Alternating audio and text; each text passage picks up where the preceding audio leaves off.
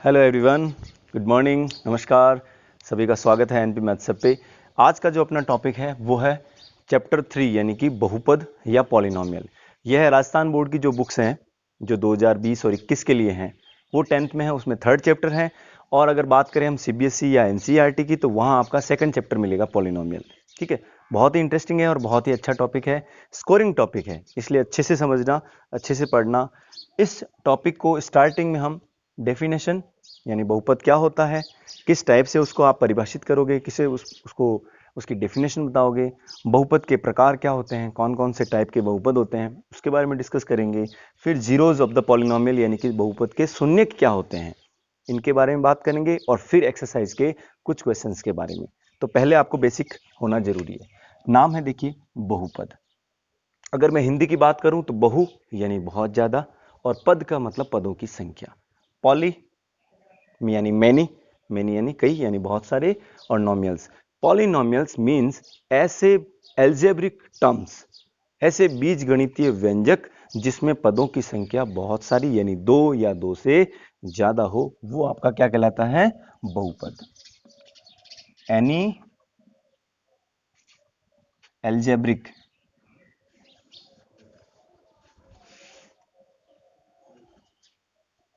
अगर मैं डेफिनेशन की बात करूं तो ये क्या होता है, एल्जेब्रिक टर्म्स 2 और मोर देन 2, 2 और मोर देन 2, ये क्या होते हैं, एल्जेब्रिक टर्म्स होते हैं। या हिंदी की बात करूं तो 2 या 2 से अधिक, 2 या 2 से अधिक बीजगणितीय व्यंजक। अब आपको यह समझना जरूरी है कि एल्जेब्रिक टर्म्स क्या होती है, बीजगणितीय व्यंजक क्या होता है। ठीक है, तो 2 या 2 से अधिक बीजगणितीय व्यंजक जिसमें होते हैं वो आपका कहलाता है बहुपद। कई बार क्या होता है, बहुपद को कई जने हैं वो समीकरण के इक्वल करते हैं, इक्वेशन के बराबर बताते हैं, बिल्कुल गलत हो जाएगा। बहुपद अलग चीज है, समीकरण अलग चीज है, यानी पॉलिनोमियल अलग है और इक्वेशन अलग है। तो 2 या 2 से अधिक बीजगणितीय व्यंजक है वो क्या कहलाते हैं, बहुपद कहलाते हैं। अब नाम समझ लीजिए, यहाँ पे एल्जेब्रिक टर्म्स क्या होती है, एल्जेब्रिक एक्सप्रेशंस क्या होते हैं। ठीक है, जैसे कि आपने कहा 2, तो ये 2 क्या है, ये एक इनवेरिएबल है यानी कि कांस्टेंट है, या हिंदी में बात करें तो अचर संख्या है। अचर संख्या के साथ मान लीजिए आपने क्या कर दिया, मल्टीप्लाई कर दिया, गुणा कर दिया x के साथ। x क्या है, ये तो हो गया आपका वेरिएबल। वेरिएबल यानी कि जिसे कहते हैं चर, यानी जिसकी राशि, जिसका मान क्या होता है, चेंज होता है, परिवर्तित होता रहता है। और ये 2 क्या है, ये है अचर, जिसको हम कांस्टेंट भी कह सकते हैं या इनवेरिएबल भी कह सकते हैं, यानी जिसकी वैल्यू है वो चेंज नहीं हो सकती, वो है आपका 2। तो ये जो है ना, ये वेरिएबल्स जो हैं वो इनवेरिएबल के साथ मल्टीप्लाई होने के बाद ये जो है ना, इसको कहते हैं टर्म। ये एक पद आ गया, और ये टर्म है वो कैसा है, इसमें अपन ने एल्जेब्रिक नोटेशन यूज किया है, जैसे कि एक्स वाई जेड, है ना, बीज गणितीय संकेत, जिसको अपन एक्स से वाई से, आपको बहुत अच्छे से बताया हुआ है कि जो चर का मतलब होता है ऐसी राशियां जिनका मान परिवर्तित होता है, यानी कि जैसे कि आपने कहा x भी हो सकता है, y भी हो सकता है, z भी हो सकता है, p q कुछ भी हो सकता है। इनको अपन क्या करते हैं, जो अपनी अल्फाबेट है ABCD है, उसके छोटे वाले जो लेटर्स हैं, स्मॉल लेटर्स जो हैं, उनसे अपन इसको डिनोट करते हैं, लिखते हैं।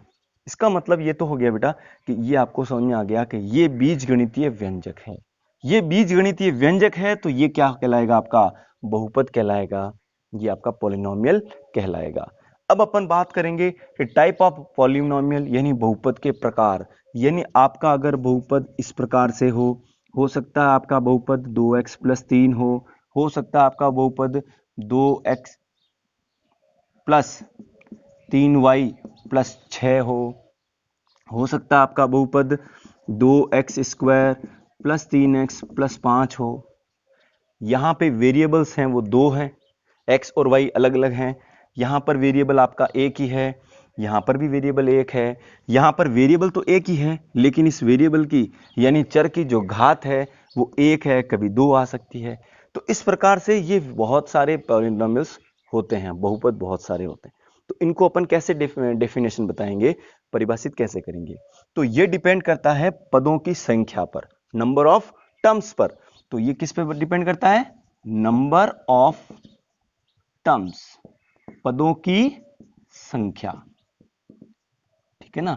हिंदी मीडियम और इंग्लिश मीडियम दोनों के लिए काम हो जाएगा, मैं कोशिश करूंगा कि दोनों को शामिल करूं। तो पदों की संख्या पर निर्भर करता है, यानी कि अगर हमारे इस बहुपद में पदों की संख्या एक, पदों की संख्या एक है, क्या समझे आप? ठीक है, तो ये कहलाता है एक पदी। देखिए ये अपने जब अपन बात करेंगे क्लास 8th एनसीईआरटी की, ठीक है ना, तो वहां पर बहुत अच्छे से इनके बारे में डेफिनेशन दे रखी है, इनको बहुत अच्छे से समझाया हुआ है। तो वहां हो जाएगा ये एक पदी, यानी मोनोमियल इसे बोलते हैं इंग्लिश में, मोनोमियल। अगर हमारे पदों की संख्या, यहां पर 3 मत कर देना, ये तो 2x के साथ मल्टीप्लाई में है, तो ये पद एक ही हो गया। अब यहां पदों की संख्या कितनी है? पद इसमें 2 है। जब पदों की संख्या 2 हो जाती है तो इसे द्विपदी भी कह सकते हैं या इसको बाइनोमियल भी कहते हैं। जब हमारे पास पदों की संख्या 3 हो गई, यानी पद कितने हो गए? 3, तो बेटा इसको कहते हैं ट्राइनोमियल, यानी उसको त्रिपदी भी कहते हैं। तो ये सब डिपेंड किस पे करता है? पदों की संख्या पर। अब बात करते हैं हम पदों बहुपद के शून्यक। इससे अलग मैं एक और नया इसमें पॉइंट लूंगा, बहुपद के प्रकार जो हैं, बहुपद के प्रकार पहले ये समझ लीजिए। तो बेटा बहुपद के प्रकार ये तो है पदों के आधार पर, नंबर ऑफ टर्म्स पे। अगर हम बात करते हैं उसके जो वेरिएबल है उसकी पावर पर, अकॉर्डिंग टू पावर, ठीक है, यानी कि घात के आधार पर, घात के आधार पर।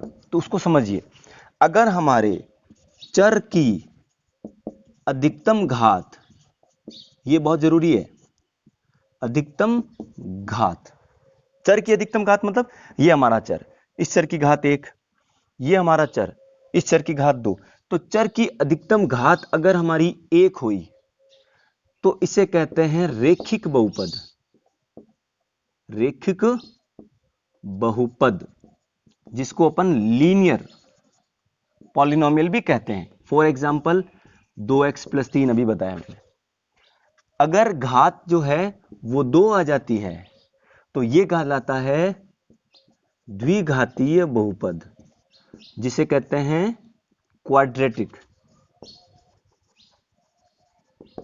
Quadratic polynomial. फॉर एग्जाम्पल आप कुछ भी ले सकते हैं, 4x² + 3x - 5।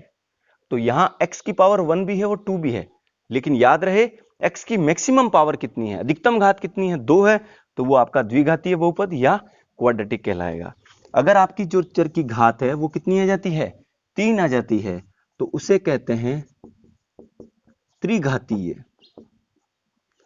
या इसे कहते हैं क्यूबिक पॉलिनोमियल। जैसे कि आपने कहा 3x⁻³ यहां पर गुणांक कुछ भी हो सकता है, याद रहे ये जो 2 है ये इसका गुणांक है, ये 2 की जगह 5 भी हो सकता है, कुछ भी हो सकता है, एक कांस्टेंट नंबर होता है, अचर संख्या होती है, ये तो कहलाता है गुणांक, घात ये कहलाती है।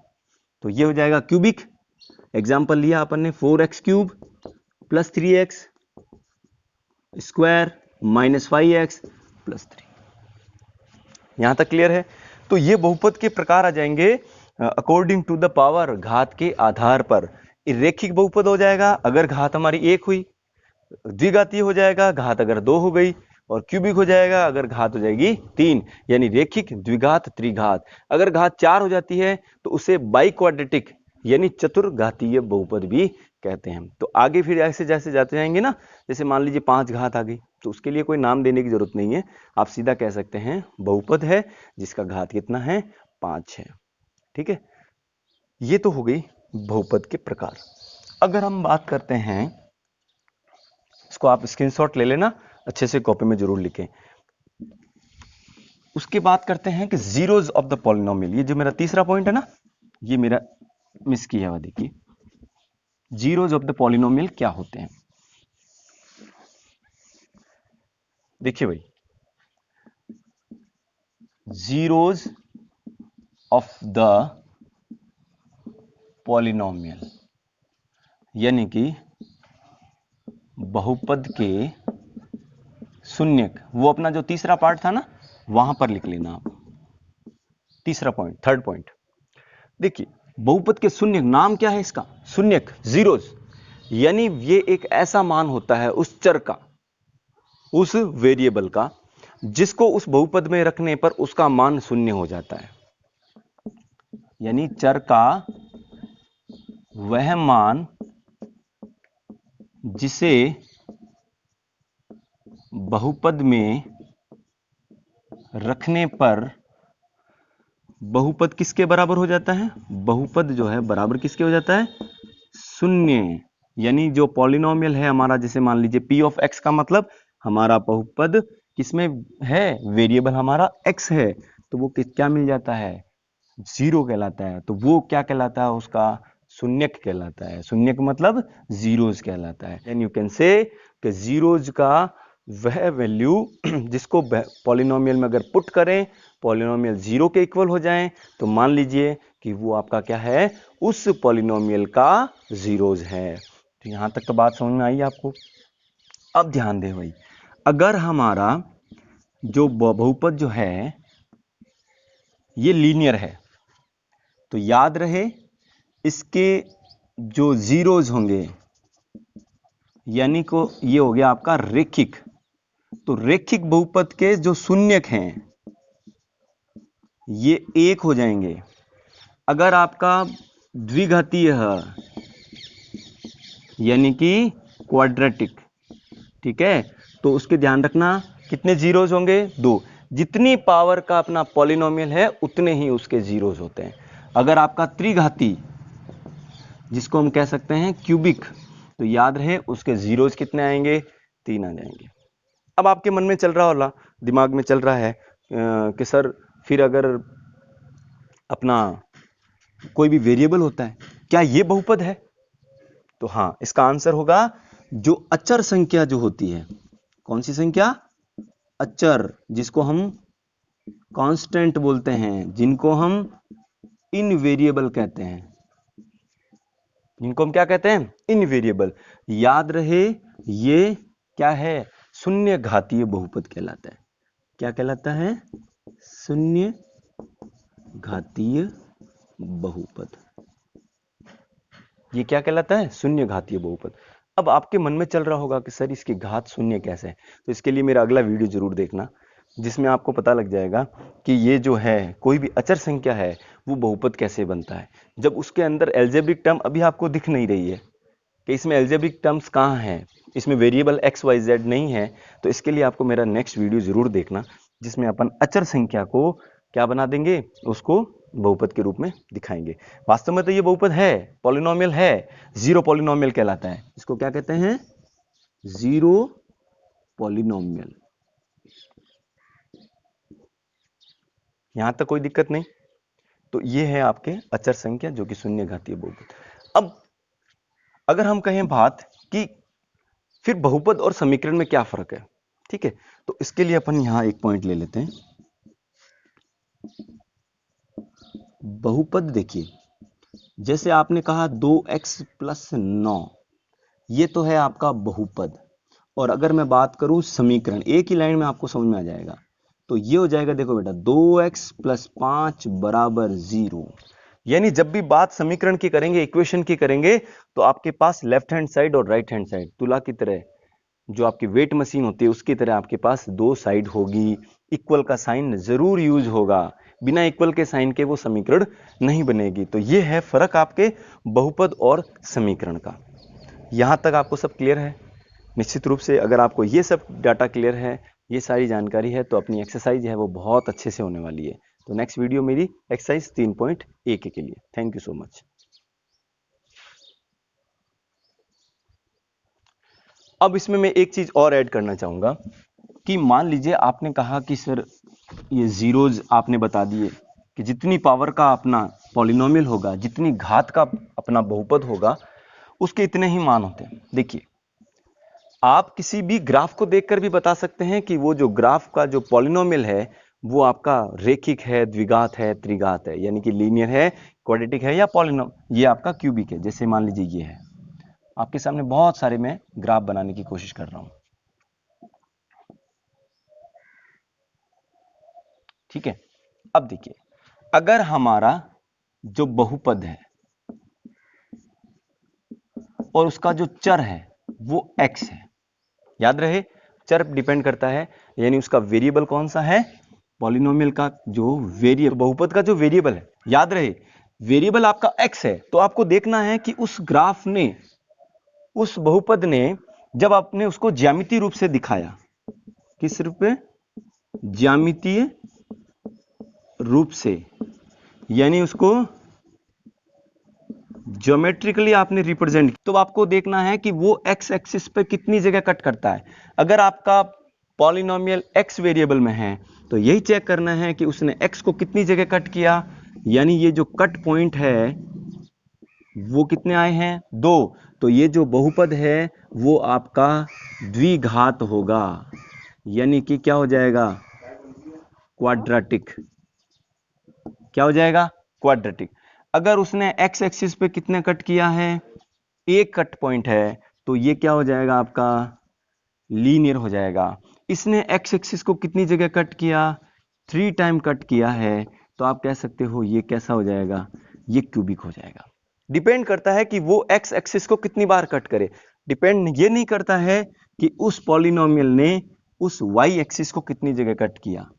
एक्स अक्ष पर प्रतिच्छेद कह दीजिए, कट पॉइंट कह दीजिए, या टच भी कर सकता है, जरूरी नहीं है। कुछ बहुपद ऐसे भी होते हैं, जैसे कि देखिए ये वाले, तो इसका जो है वो एक्स अक्ष पर कितने कट पॉइंट है, वो सिर्फ एक जगह टच कर रहा है, तो ये भी क्या होगा, लीनियर यानी कि रेखिक होगा, ये याद रखना। तो एक्स अक्ष पर प्रतिच्छेद या कट पॉइंट अपने को देखने हैं, इसमें एक्स अक्ष पर एक जगह है। अगर बाई चांस ये यहां हो जाता कुछ इस तरह से, ठीक है, तो ये बहुपद है, किसी न किसी बहुपद का ये ग्राफ है, लेकिन उसने एक्स अक्ष पर प्रतिच्छेद कितना है, 0, तो ये क्या कहलाएगा, शून्य बहुपद या 0 पॉलिनोमियल कहलाएगा। आई होप यहां तक कोई दिक्कत नहीं है, आपको समझ में आ गया। अब स्टैंडर्ड इक्वेशन अगर मैं बात करूं समीकरण की, और ये है हमारा पॉलिनोमियल, तो देखिए स्टैंडर्ड फॉर्म अगर हम बात करें, ये कहलाता है, देखिए A X square plus B X plus C. बहुत अच्छे से समझना, यहां से जीरोज ऑफ द पॉलिनोमियल और कोफिशिएंट ऑफ द पॉलिनोमियल, यानी बहुपद के शून्यक और बहुपद के गुणांकों में हम संबंध स्थापित करेंगे। तो यह है standard equation, A X square plus B X plus C. इसमें आप देखिए ए, बी और सी, आपको 3 टर्म मिल रही है। ए क्या है, एक्स स्क्वायर के गुणा में है, तो एक्स स्क्वायर का गुणांक कहलाता है।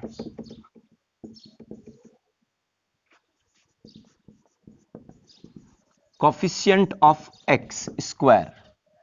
अगर बात करूं मैं बी की, तो यह कहलाता है एक्स का गुणांक, यानी कि कोफिशिएंट ऑफ एक्स। सी जो है वो क्या है, कांस्टेंट, यानी कि हिंदी में बात करें तो अचर पद है, अचर संख्या है, ये कहलाता है कांस्टेंट। तो ये तो हो गया आपके स्टैंडर्ड फॉर्म के बारे में। अब आपको पता ही है कि इसमें जो पावर क्या है, मैक्सिमम पावर अगर बात करूं मैं, अधिकतम घात, क्या बात है मैंने, अधिकतम घात कितनी है, 2, यानी उसके शून्य कितने होंगे, शून्य की, यानी जीरोज भी कितने हो जाएंगे, 2, यानी ये कौन सा हो गया, यानी ये हो गया आपका द्विघातीय बहुपद, क्वाड्रेटिक पॉलिनोमियल हुआ ना। इसका मतलब है इसके जीरोज कितने हो जाएंगे, 2, जिसको हम बात करेंगे, पहला होगा अल्फा और दूसरा होगा बीटा, अल्फा बीटा, ये इसके जीरोज हो गए। अगर हमारे पास क्यूबिक होगी पॉलिनोमियल तो अल्फा बीटा गामा, अगर 4 हो गए तो अल्फा बीटा गामा डेल्टा। इसी प्रकार से आप आगे भी बढ़ाते जाओगे। अब ध्यान दें, अगर मैं बात करूं कि रिलेशन क्या होता है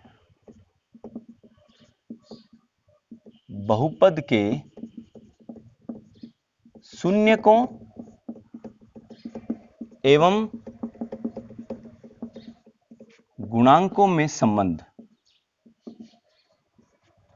यानी कि रिलेशन बिटवीन coefficients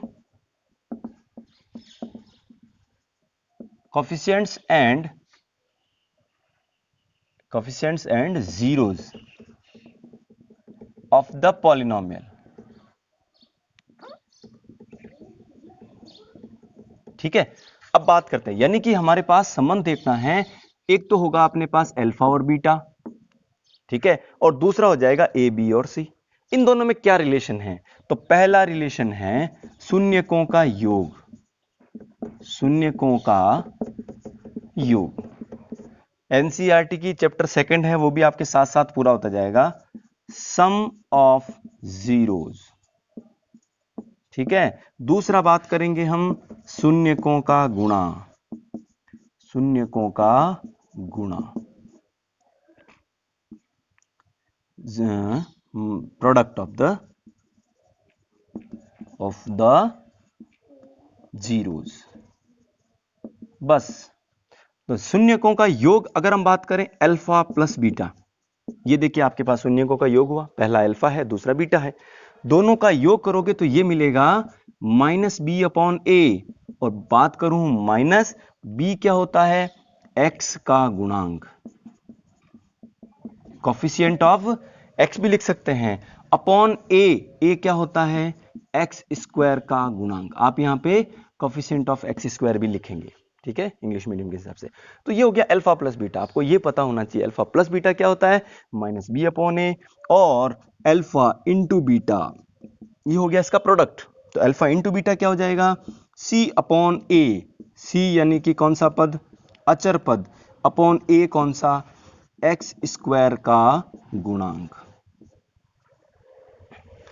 यहां तक क्लियर है? तो ये है आपके दो important relation of the coefficient and zeros of the polynomial, शून्यकों और गुणांकों के दो संबंध, जिसमें आपने सीखा शून्यकों का योग और शून्यकों का गुणा। याद रहे, ये मैंने द्विघाती के लिए बताया, दो घात का जो हमारा बहुपद आता है ना, उसके लिए बताया। अगर जैसे ही क्वाड्रेटिक के अलावा क्यूबिक या बाई क्वाड्रेटिक की बात करेंगे, 3 घात वाले की या 4 घात वाले की, तो उसके लिए रिलेशन कुछ और हो जाएंगे। होगा इसी तरह से, होगा ऐसा कैसा, माइनस बी अपॉन है, सी अपॉन है, फिर अपन बात करेंगे डी अपॉन है, ई अपॉन है। तो उसके बारे में अपन अगली वीडियो में और डिस्कस करेंगे। तो ये आपको सारा बेसिक याद होना जरूरी है। अब एक चीज मैं आपको कुछ अच्छी चीज बता रहा हूं, मिस मत करना, ठीक है। अगर हम बात करें, किसी ने कह दिया आपको 1 अपॉन एक्स, किसी ने कह दिया under root x square plus 2x plus 3, या 1 upon x square plus 3x plus 5, क्या ये बहुपद है? तो आपका आंसर होगा ये बहुपद। बोलो, दिखने में तो सारे बहुपद लग रहे हैं, ये बहुपद नहीं है, बहुपद नहीं है।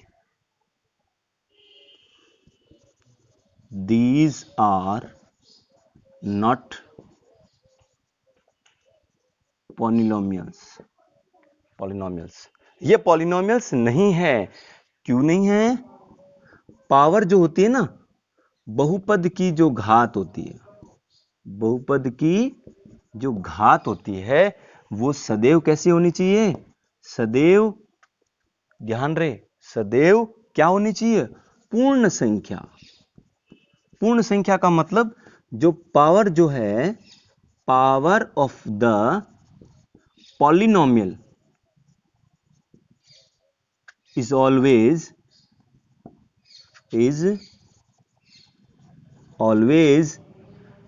ए वोल नंबर। ये इंपॉर्टेंट है, वोल नंबर, यानी कि अभी आपने कहा ये जो है ना, 0 हो सकता है, 1 हो सकता है, 2 हो सकता है, 3 हो सकता है, 4 हो सकता है, कुछ भी हो सकता है, लेकिन स्टार्ट कहां से होगा? 0। अगर पावर नेगेटिव में आई है तो वो पॉलिनोमियल नहीं हो सकता। अब आप बताइए 1 अपॉन एक्स का मतलब इसका मतलब सीधा हो गया x रेज टू पावर -1। तो आप बताइए क्या ये पॉलिनोमियल होगा? नहीं होगा। Root x square plus 2x plus 3, तो ये क्या हो गया? इसमें आप यूं लिख सकते हैं, देखो x square plus 2x plus 3, इसकी पावर ये कौन है? अंडर रूट है ना, अंडर रूट का मतलब पावर 1/2, तो पावर 1/2। क्या 1/2 पूर्ण संख्या है? वोल नंबर है? नहीं है, इसका मतलब वो पॉलिनोमियल नहीं होगा। ठीक है, this is all about the exercise 3 polynomial यानी बहुपद। बहुत अच्छे से समझिएगा। वीडियो अच्छा लगे हो तो इसको लाइक कीजिएगा, शेयर कीजिएगा, और अगर आपने चैनल को सब्सक्राइब नहीं किया है तो उसको जरूर सब्सक्राइब करें। Thank you so much.